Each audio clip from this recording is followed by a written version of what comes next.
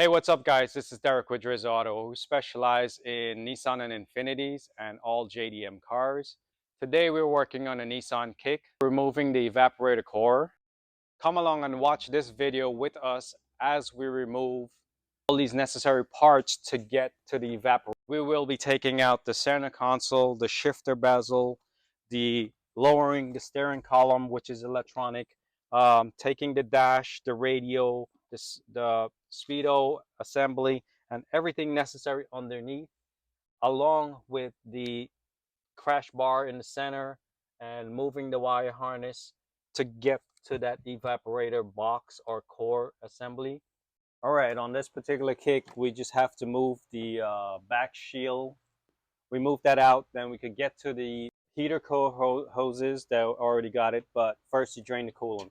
Then what we have is our expansion valve connection here, and if you could see around there, it has the little yellowish, which is the dye that was in the system, and that's one of our indicator that where we have the leak underneath the vehicle, where the water drains out from the condensation, is where we actually found more of the dye, and that's how we determined that the evaporator has a leak in. Also should mention, before we start this, which I've already done, is to disconnect the battery, because we're going to be playing with the airbag and all of that stuff. So we're going to go ahead and start pulling some of the lower panels off. Make sure you get a good plastic panel remover. Take care of all the clips and cautions with them so we don't break a panel or damage or score to one of them.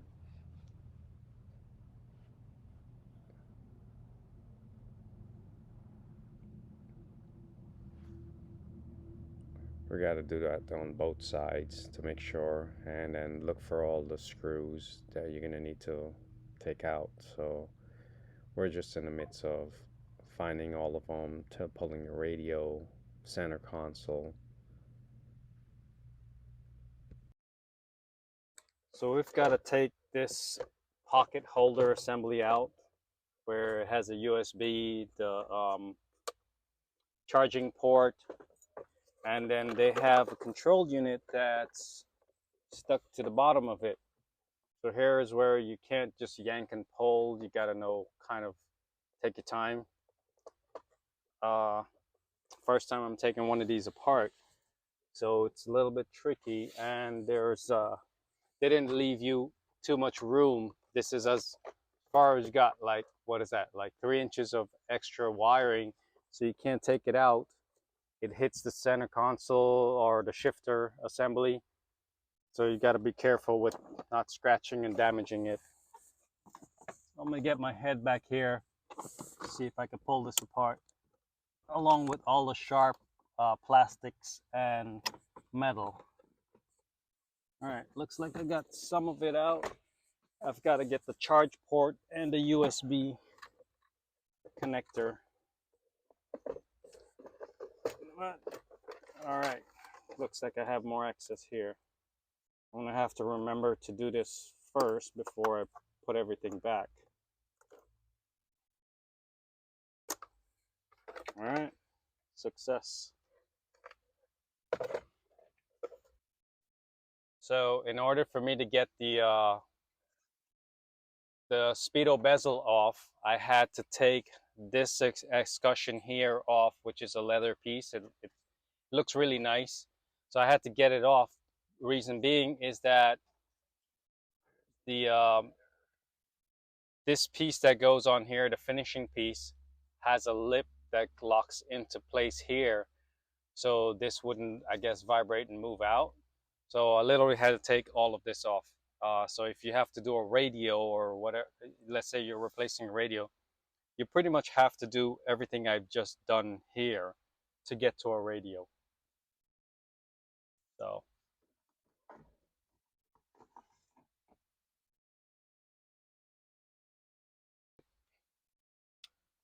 look, I could see it. Now you just gotta take Everything everything else off to get to it. So I still have hours of this stuff to go. Hours. All right, I think we've got all of our, hang on, let me take a quick picture so I remember where these two harnesses go. Yeah, so I've got the airbag disconnected, it's two sensors, hazard switch, and this one here this is for the airbag occupant sensor. See, we have the two sun loads on the Just top. up here. Yeah, and two screws, one on each side. All right, we just gotta Okay, be. we got it down a little bit more, so let's try it again. Yeah. No, it has to come over this whole steering wheel assembly. All right. It looks like I'm gonna have to do it the hard way, so let me just come around there and figure this out. My 13 wrench, please. Here. Hold it out. I got it.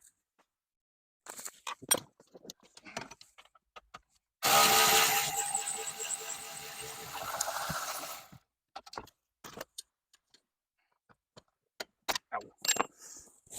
Got it? Here. So what we're gonna try to do here is we're gonna lift out, then I'm gonna take it and then walk it out. Okay. We'll think we should be okay with that. Just All look underneath, make sure we don't have any wire harnesses Yep. that are being I pulled. got you. Yeah, I think we're good underneath. Yeah. All clear. You ready? Feel like something's holding back here. Oh, yep. You got one back there. Okay.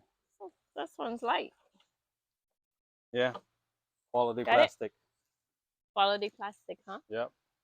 So what we're gonna need to do is move the wire harness and the center bar.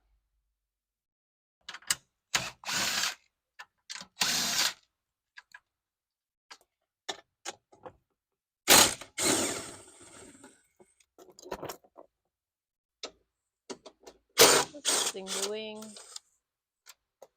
Okay. You got some fun stuff going on, Derek? Yeah. So I took both of there's two bolts that holds the center The bar bar? in Right. on each side. Got them out, but yet this thing is just, Like lock in place. I've got them out, and this thing is literally not budging. Easy there, buddy. So this is what I found. We're gonna have to go outside. We're gonna have to take the wiper blades out, the cowl out, all of that. They don't make this shit easy, huh?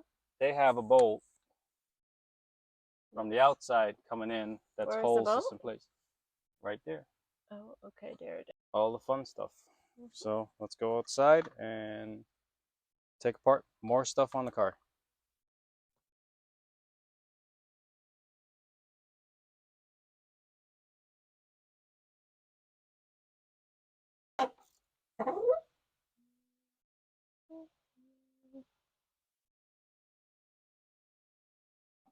Hopefully that bolt solved the problem there, but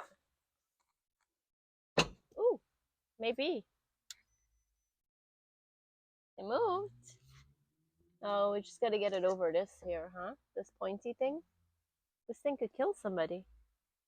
Why do you mean it's so sharp?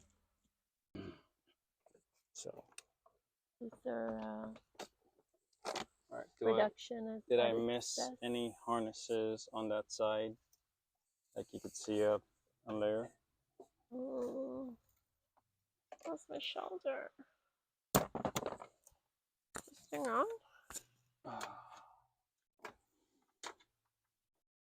See, there's always a hidden screw. Always. Lots of connectors that are still attached there. Whoa, whoa, whoa, whoa, whoa, buddy. Let me hold Okay.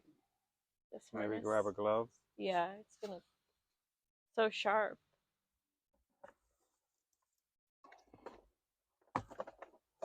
Slide it. on this Come side. forward a little bit. We're gonna slide it, set it there, and then pull it out. Okay, I can't go anymore, I don't think.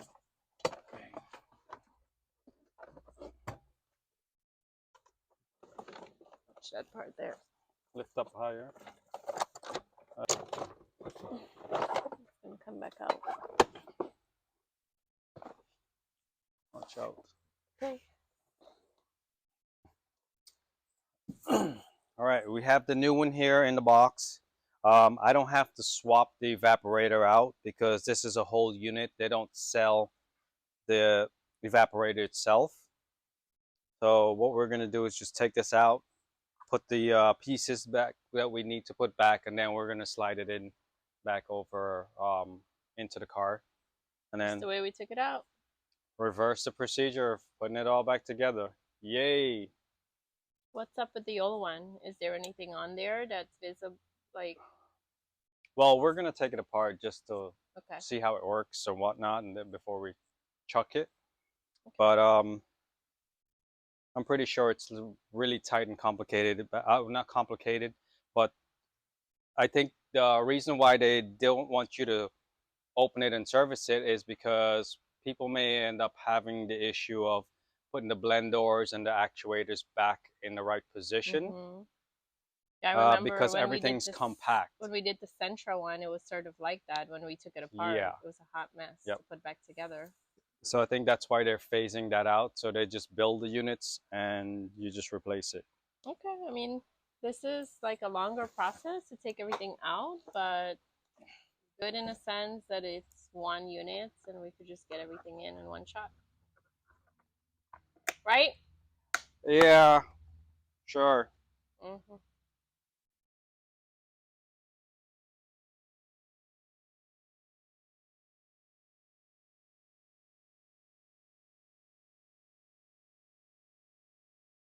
Back up. There's a couple of connectors, like one on each side, that you have to, they're the last ones to come out. So you just have to make sure that you plug them back in beforehand because it's kind of hard to get to it when the whole unit's in. So it's literally one on each side.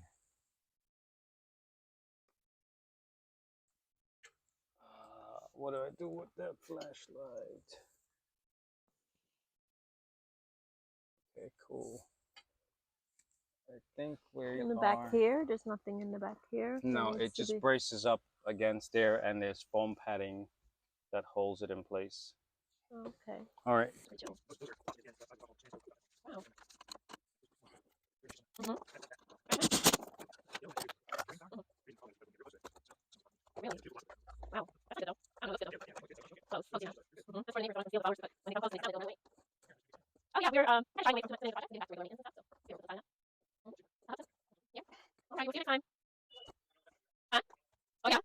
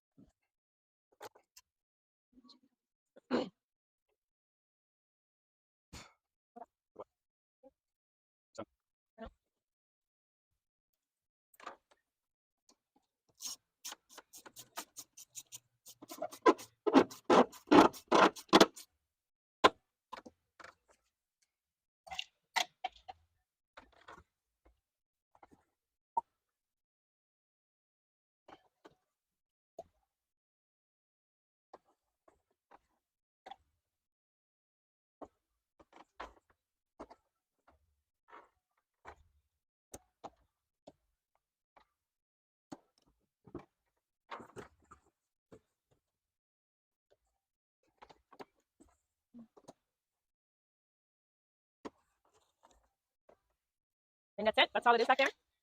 Nope. Still got to put this back together. Oh yeah, besides putting all of that back, the only other thing was the lines, Yes. right? Yep. Okay. And then... All right. So we have our evaporator unit installed, and I've had my gauges hooked up and vacuumed since last night. Came back this morning, and we are still sitting pretty good. That means that we have no leaks. The gauges did not move. So we're going to go ahead and finish putting the dash and all the other stuff together. Then we're going to come back and recharge this system, put some dye, put some more oil in there, and then check the system, make sure it's cooling down. So let's get to it.